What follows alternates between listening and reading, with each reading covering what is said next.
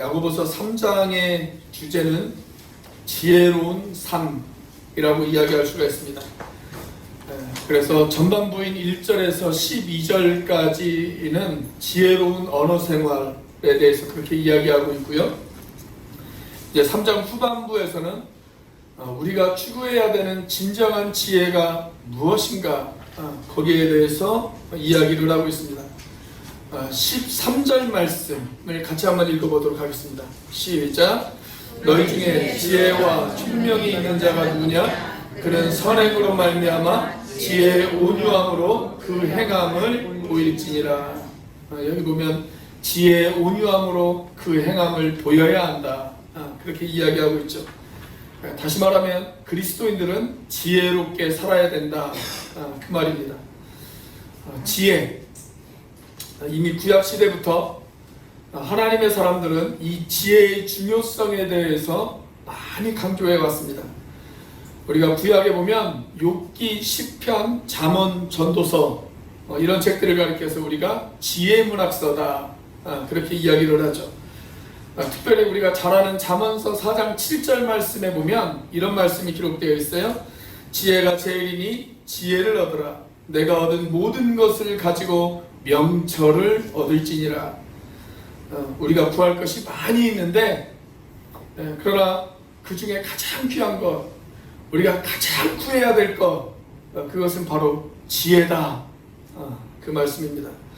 왜냐하면 지혜가 없이는 우리가 하나님을 기쁘게 할 수 없고, 또 지혜가 없이는 우리가 결코 성숙한 삶, 또 하나님이 기쁘시게 하는 그런 행동을 우리가 할 수 없기 때문에 그렇습니다. 그런데 이 지혜라는 것이 무조건 다 좋은 것만은 아닙니다. 지혜에는 하나님이 주시는 지혜도 있어요. 그런데 사탄에게 속한 지혜도 있기 때문에 그렇습니다. 우리는 때때로 사탄에게 속한 지혜를 하나님에게 속한 지혜로 착각하면서 살아갈 때가 종종 있습니다. 그래서 오늘 본문 속에는 이 두 가지의 지혜를 구분해서 이야기하고 있어요. 오늘 본문에 보면 하늘에 속한 지혜가 있고 그 다음에 땅에 속한 지혜가 있다.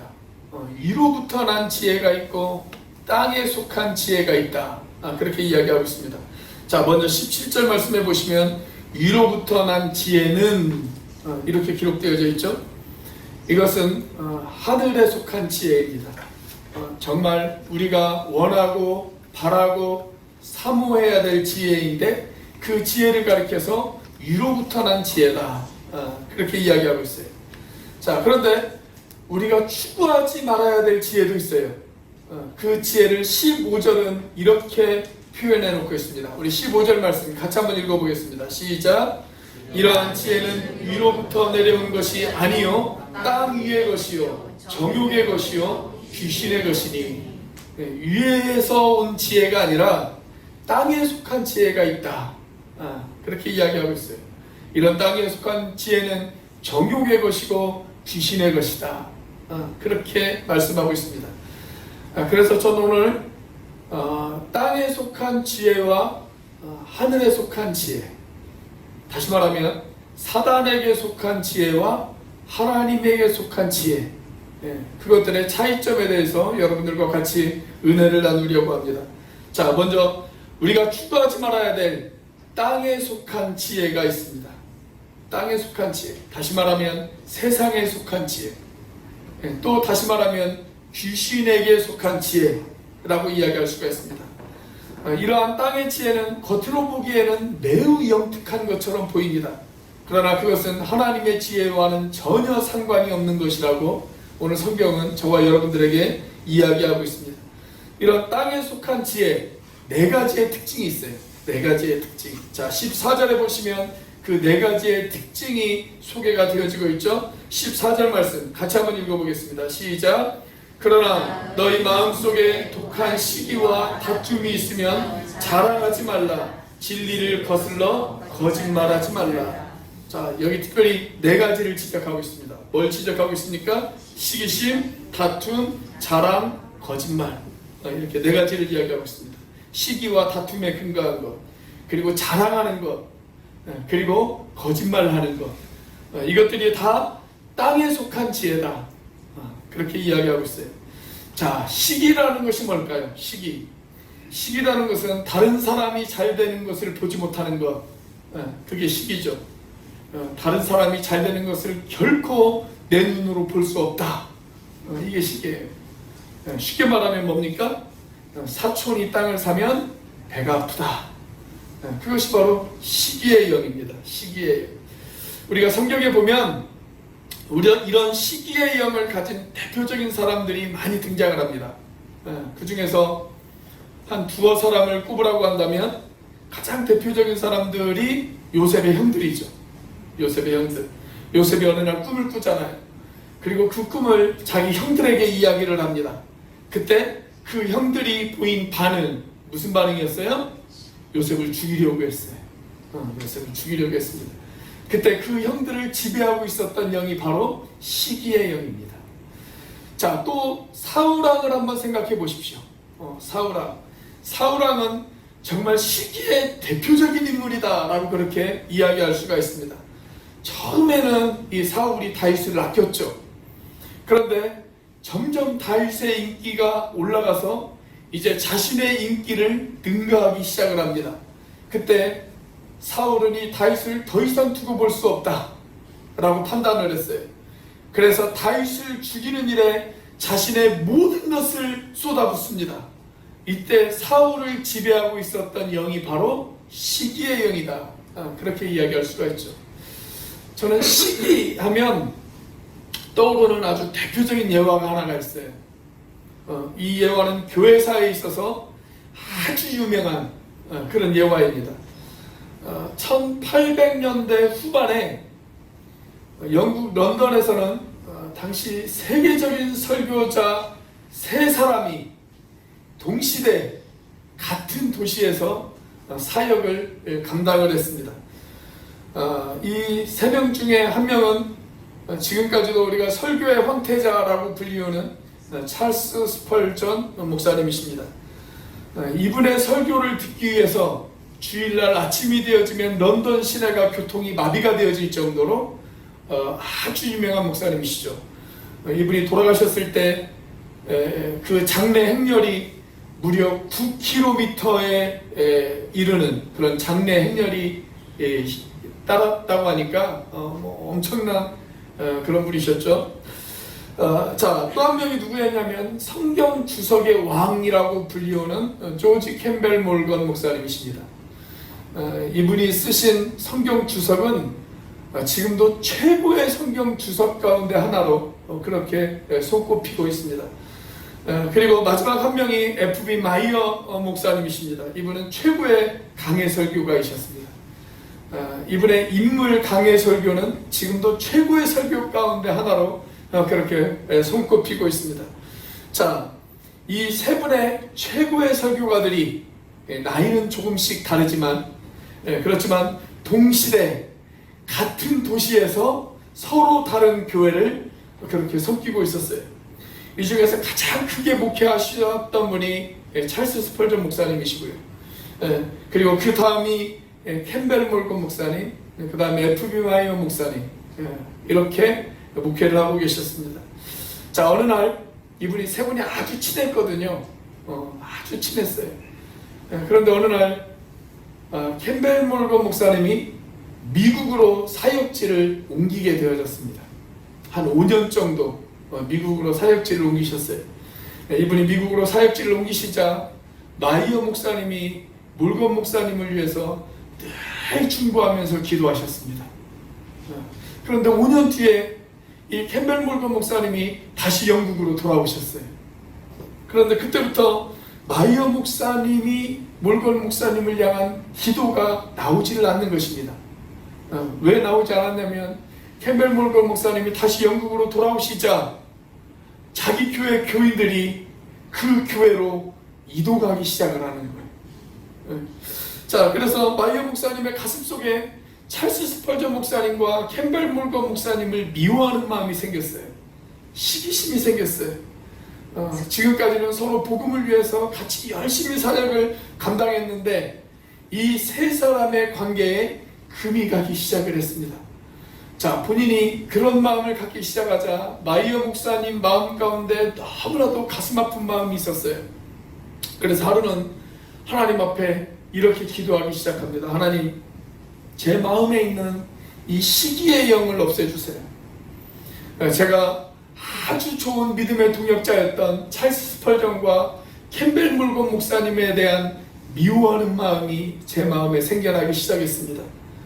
저의 인기보다 그들의 인기가 더 좋은 것, 하나님, 제가 그것을 시기하기 시작했습니다. 하나님, 용서해 주시고 제 마음에 이런 시기의 영이 사라질 수 있도록 하나님, 저를 도와주세요. 그렇게 기도하기 시작합니다. 몇 날 며칠을 그렇게 기도하기 시작하자 어느 날 성령님께서 이 마이어 목사님의 마음 가운데 이런 마음을 주셨습니다.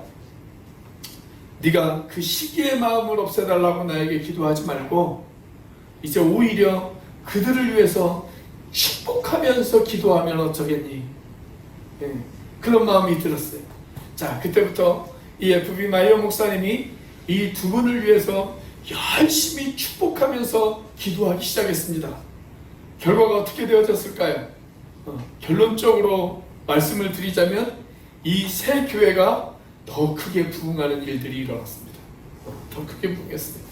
자, 여러분, 이 이야기의 중요한 교훈은 이것입니다. 시기는 관계를 깨뜨립니다. 시기는 관계를 망가뜨립니다. 시기는 공동체를 분열시킵니다. 그래서 시기는 공동체를 분열시키기 위한 사탄의 지혜다 라고 그렇게 이야기할 수가 있습니다. 자, 두 번째가 다툼입니다. 다툼. 이 다툼은 시기가 좀 더 발전해서 생긴 그런 현상이다 라고 그렇게 우리가 이야기할 수가 있어요. 다툼은 계속 사람들을 분리시킵니다. 다툼은 계속 사람들을 나누기 시작합니다. 나와 너를 나누는 것, 우리와 너희를 나누기 시작하는 것, 그것이 뭐냐면 다툼이에요. 다툼. 나와 너는 달라. 우리와 너희는 수준이 달라. 이렇게 계속 사람들을 나누고 분리시키는 것, 이것이 바로 다툼이에요. 다툼. 나는 더 이상 너와 함께 할 수 없어. 우리는 더 이상 너희와 함께 할 수 없어. 우리와 너희는 수준이 달라. 그렇게 자꾸 사람들을 나누고 공동체를 나누고 분리시키는 것, 그것이 바로 다툼의 영싸움이라고 그렇게 이야기할 수가 있어요. 자, 그 다음에 나오는 것이 뭡니까? 자랑이죠. 여기서 말하는 자랑은 그냥 순수하게 자기의 모습을 다른 사람들에게 드러내는 그런 일반적인 자랑을 말하는 것이 아닙니다.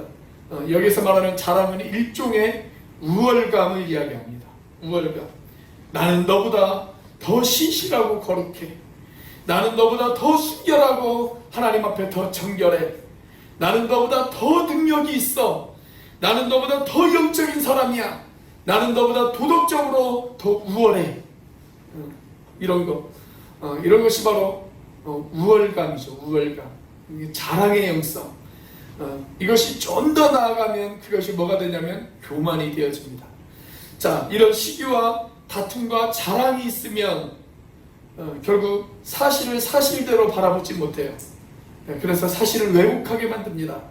그것이 바로 거짓의 영성입니다. 거짓의 영성. 이런 시기와 다툼, 자랑과 거짓, 이런 것들이 우리들의 입에서 토해내지고 버려지기 시작할 때 하나님과 나 사이에 막힌 담이 허물어지기 시작합니다. 그리고 성령께서 일하기 시작합니다. 그때 비로소 우리들의 삶 가운데 진정한 부흥이 찾아올 줄로 믿습니다. 자, 야고보는 이제 이런 땅에 속한 지혜가 아니라 하늘에 속한 지혜를 우리 보고 사모하라고 그렇게 이야기합니다. 자, 그 말씀이 17절과 18절 말씀입니다. 17절과 18절 말씀을 보시면 무려 10가지나 되는 하늘에 속한 지혜를 저와 여러분들에게 이야기하고 있어요. 자, 먼저 17절 말씀을 같이 한번 읽어보겠습니다. 시작. 오직 위로부터 난 지혜는 첫째 성결하고 다음에 화평하고 관용하고 양순하며 긍휼과 선한 열매가 가득하고 편견과 거짓이 없나니. 여기 보면 우리가 마땅히 그리고 언제나 붙들어야 되는 하늘에 속한 지혜들에 대해서 나열을 하고 있습니다. 자, 첫째가 뭐예요? 위로부터 난 지혜는 첫째 성결하고 그랬어요. 성결하고. 자, 여기 성결을 제일 먼저 강조했지만 사실 성결을 강조하기 이전에 먼저 강조한 것이 하나 더 있습니다. 13절에 소개가 되어지고 있어요. 자, 그게 뭐냐면 바로 온유입니다. 온유. 13절에 보면 지혜의 온유함으로 그 행함을 보일지니라 그렇게 이야기를 하고 있죠. 이 온유를 먼저 강조하고 그 다음에 17절에서 성결을 강조하기 시작을 해요. 자, 이 온유라는 것이 뭘까요? 온유. 온유라는 것은 자기 자신을 잘 다스린 상태를 의미합니다. 자기 자신을 잘 다스린 상태. 이 온유를 히브리어로 프라우스 그렇게 이야기하거든요. 프라우스. 야생마가 잘 훈련되어지고 절제되어진 상태, 그 상태를 가리켜서 프라우스라고 그렇게 이야기합니다. 여러분, 야생마는 얼마나 힘이 넘칩니까? 그런데 그 힘을 절제하지 못하고 훈련되어지지 못하면 주인이 절대 그 야생마를 탈 수가 없죠. 자, 그런데 그 야생마를 잘 길들였어요. 훈련시켰어요. 그래서 주인이 탈 수 있는 그런 상태가 되어졌습니다. 그러면 그때 그 주인은 그 야생마를 가리켜서 프라우스 그렇게 이야기합니다. 온순해졌다 그 이야기예요. 온순해졌다. 여러분, 우리 주님이 팔복을 가르치면서 뭐라고 이야기하셨냐면 이렇게 이야기하셨죠. 마음이 온유한 자는 복이 있나니. 그 다음에 그 온유한 자가 받을 축복 뭐예요? 저가 땅을 기업으로 받을 것이다. 그렇게 이야기하셨어요. 그래서 제가 아는 어떤 목사님은 딸의 이름을 온유라고 지었습니다. 하나님, 건축할 땅을 주옵소서. 그런 기도 제목을 가지고 딸의 이름을 온유라고 지었어요. 근데 문제가 생겼어요. 딸이 온유하지를 못해요. 이름값을 못해요. 딸이 성격이 한 성격을 해요. 그래서 지금까지도 건축할 땅이 없다고 그 목사님이 하소연하는 이야기를 제가 들었습니다. 여러분, 온유한 자만이 하나님이 쓰실 수가 있어요. 주인이 쓰시기에 합당한 사람. 내 힘이 통제되어지지 못하고 절제되어지지 못하면 주인이 쓰실 수가 없어요. 그런데 그 사람이 잘 훈련되어지고 잘 절제되어진 사람, 아까 우리가 불렀던 찬양처럼 주님이 쓰시기에 합당한 사람으로 잘 훈련되어지고 절제되어진 사람, 여러분, 그 사람은 온유한 사람이에요. 온유한 사람. 하나님이 그 사람을 쓸 수 있어요. 그래서 이 온유를 먼저 강조합니다. 자, 그리고 17절에서 첫 번째로 강조한 것이 뭐예요? 성결이죠. 성결. 여러분이 성결이라는 단어를 아주 쉬운 단어로 우리가 이야기한다면 구별되어졌다 그렇게 이야기할 수가 있습니다. 구별되어지고 구분되어진 것 그렇게 이야기할 수가 있어요. 어떤 목적을 위해서 따로 구별해 놓은 것, 그것이 바로 성결입니다. 성결. 쉽게 예를 들면 이런 거예요. 제가 어제 예배를 준비하면서 제가 가지고 있는 여러 개의 넥타이 중에서 오늘 예배 시간에 사용하겠다라고 생각해서 제가 어제 저녁에 따로 구별해냈습니다. 그게 바로 이 넥타이예요. 여러 넥타이 중에 다 똑같은 넥타이예요. 어떤 게 더 예쁘고 어떤 게 더 좋은 게 없어요. 그냥 다 똑같은 넥타이예요. 그런데 그 많은 넥타이 중에서 오늘 사용하기 위해서 따로 구별해 놓았어요. 그게 뭐냐면 그게 바로 성결입니다. 성결. 이 성결은 우리가 어떤 도덕적으로 깨끗한 상태, 그것만을 이야기하는 것이 아니에요. 하나님의 목적을 위해서 자신을 구별해서 드려진 상태, 그것이 바로 성결입니다. 하나님, 제가 하나님의 영광을 위하여 제가 사용되어지고 싶어요. 하나님, 저를 써주세요. 그렇게 자신을 하나님 앞에 드린 것, 그것이 바로 성결이라는 거예요. 성결. 자, 그 다음에 강조한 게 뭐예요? 화평이죠. 화평. 이 화평이라고 하는 것은 나를 둘러싼 모든 것들, 그 모든 것들과 좋은 관계를 맺는 것, 하나님이 기뻐하실 만한 좋은 관계를 맺는 것, 그것이 바로 화평입니다. 화평. 여러분, 우리는 이웃들과 화평해야 합니다. 우리는 사람들과 화평해야 합니다. 우리가 화평하지 못하면 성령님께서 일하시기가 힘들어요. 그래서 화평하지 못하게 하는 그 원인을 찾아서 우리가 회개하고 사람들과 화평해지려고 노력해야 합니다. 여러분, 내가 이웃들과 관계가 안 좋은데 그 사람을 전도할 수 있습니까?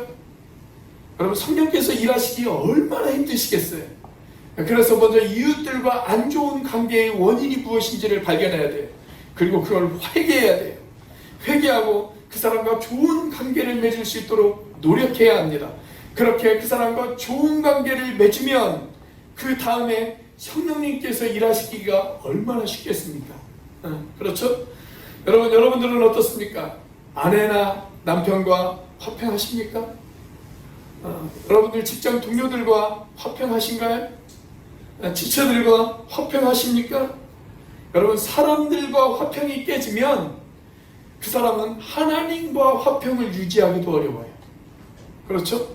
주일날 아침에 아내나 남편과 대판 싸우고 왔어요. 그러면 그 예배 시간에 은혜 받기가 쉽습니까?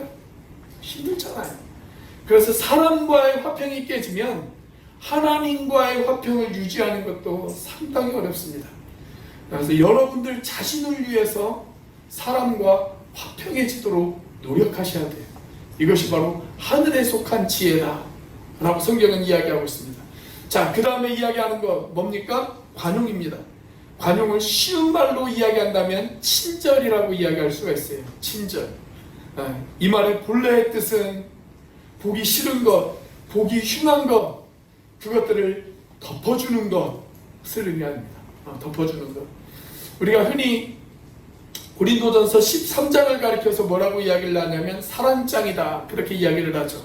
자, 고린도전서 13장을 보면 사랑은 모든 것을 덮어준다, 모든 허물을 덮어준다, 그렇게 기록이 되어져 있어요. 여러분, 위로부터 난 지혜는 덮어주는 것입니다. 덮어주는 것. 비판하고 고발하는 것이 아니에요. 누군가 허물을 발견했을 때 그 허물을 다른 사람들한테 까발리는 것, 여러분, 그것은 관용이 아니에요. 그건 하늘에 속한 지혜가 아닙니다. 그것은 오히려 사탄에게 속한 지혜입니다. 여러분, 사탄은 사람들의 잘못을 까발려요. 사람들의 잘못을 지적합니다. 그래서 사탄을 가리켜서 우리가 뭐라고 이야기합니까? 고발자다, 참소자다, 그렇게 이야기하잖아요. 그건 땅으로부터 오는 지혜예요. 사람들의 잘못을 까발리는 것, 그건 사탄에게서 온 지혜입니다. 그건 관용이 아니에요. 그러나 성령께서 강하게 역사하기 시작하면 어떻게 되어질까요? 사람들의 잘못을 덮어줍니다. 과거 전 세계 가운데 큰 부흥이 있을 때마다 사람들은 자기의 잘못을 고백했어요. 1907년에 평양 대부흥성회가 있을 때도 마찬가지였습니다. 사람들이 자기의 잘못을 고백하기 시작해요. 그때 어떤 일들이 일어났을까요? 야, 저 사람이 저런 잘못을 했으니까 저 잘못을 내가 사람들에게 알려야지. 그러지 않았어요. 성령의 역사는 어떤 역사입니까? 그 사람들의 잘못을 덮어주는 거예요. 그 사람들의 잘못을 덮어줘요. 그들의 연약함을 덮어주고, 그들의 아픔과 그들의 상처와 그들의 허물을 같이 아파해주고, 그리고 같이 끌어안기 시작하고, 그것이 바로 성령의 역사입니다. 그게 바로 관용이에요. 그것이 바로 하늘의 지혜입니다. 그러니까 까발리는 것은 사탄의 지혜이고 덮어주는 것은 하늘의 지혜입니다. 저는 우리 교회 목장 안에 이런 관용의 지혜, 덮어주는 지혜가 충만해지시기를 주님의 이름으로 축원합니다. 자, 그 다음에 양순입니다. 양순. 양순이라고 하는 말을 아주 쉽게 풀어서 이야기한다면 어질고 순한 마음으로 다른 사람을 배려하는 것이다, 그렇게 이야기할 수가 있습니다. 이웃을 잘 배려하는 것, 나만 생각하지 않고 내가 이렇게 행동하면 내 이웃들이 불편하지 않을까, 그렇게 생각하면서 이웃들을 배려하는 것, 그것이 바로 양순이다 라고 이야기할 수가 있어요. 여러분, 양순한 사람은요, 주차할 때도 한 번 더 생각해요. 내가 이렇게 주차하면 다른 사람이 주차할 때 힘들지 않을까? 이렇게 생각합니다. 그런데 그런 것을 전혀 고려하지 않는 사람, 그 사람은 양순하지 못한 사람이에요. 여러분, 교회 안에서도 양순한 사람이 많으면요, 목회자들이 목회하기가 아주 편합니다. 그냥 말씀과 기도하는 일에 전념하면 됩니다. 그런데 양순한 사람이 적다. 그러면 어떻게 되어질까요? 사건, 사고가 많아요. 늘 그거 뒷수습하느라고 기도할 시간이 부족해요. 저는 우리 교회에 양순하신 분들이 많아지시기를 주의 이름으로 축원합니다. 우리 서로를 바라보면서 이렇게 한번 인사해 보겠습니다. 우리 서로 양순해집시다. 한번 인사해 보겠습니다. 자, 그 다음 우리가 추구해야 될 것 뭐예요? 궁율입니다. 궁율. 여러분, 이 궁율이라는 것은 어떤 보기 싫은 사람들, 어떤 비참한 상태에 있는 사람들, 그 사람들을 바라보면서 불쌍히 여기는 마음, 불쌍히 여기는 마음, 그게 바로 궁율이죠. 궁율. 누군가 하나님의 징계를 받아서든 아니면 그 사람의 잘못이어서든 어떤 비참한 상태에 처해져 있었어요. 그런데 그 사람을 바라보면서 아우, 보기 싫어 이렇게 생각하지 않고 오히려 그 사람을 바라보면서 불쌍하게 생각하는 마음을 갖는 것, 그것이 바로 궁율입니다. 궁율. 여러분, 성령님께서 우리들 마음에 임하면 내 주변 사람들에 대해서 이런 불쌍한 마음을 갖게 되어져요. 저와 여러분들의 마음 가운데 이런 궁율의 마음이 넘치시기를 주님의 이름으로 축원합니다.